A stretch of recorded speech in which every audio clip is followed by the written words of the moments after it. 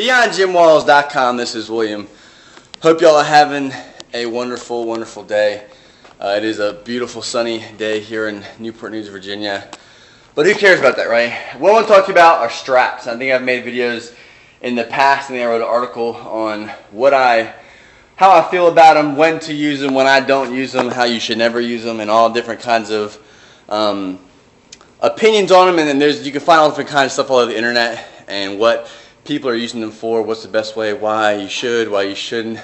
My argument is people use them too much, where everything they do, whether they're benching, whether they're doing pull-ups, whether they're doing deadlifts, they're always wearing straps, so that they're not really able to work on that grip strength. Then they complain that their grip strength is weak when it comes to everything else, and how their arms don't feel like they can handle it. And it's not necessarily your arms, it could be your forearms or your grip strength that's actually failing, not the fact that your actual body is weak. A few things that I use straps for the most is when I do heavy lifts. So for example, I'm going through what's called Elite Gains right now. It's a program that I put together.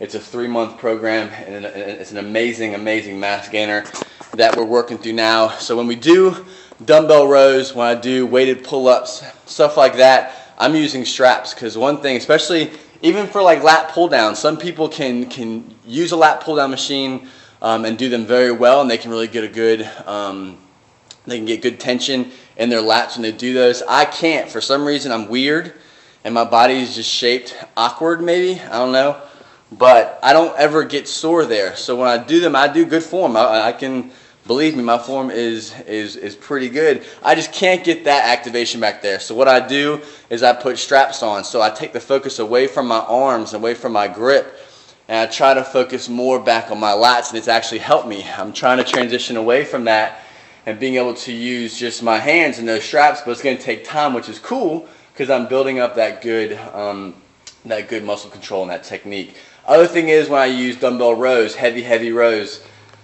I think we're using like 105 right now. So instead of focusing so much on squeezing the crap out of that dumbbell, I'm able to put that strap on and kind of relax and not focus so much on my grip and squeezing it so hard. But I can focus more on that pull, which is the most important. Because if you want to get stronger, if you want to get bigger, you have to go heavier weights. You just can't mess around with these light weights all the time.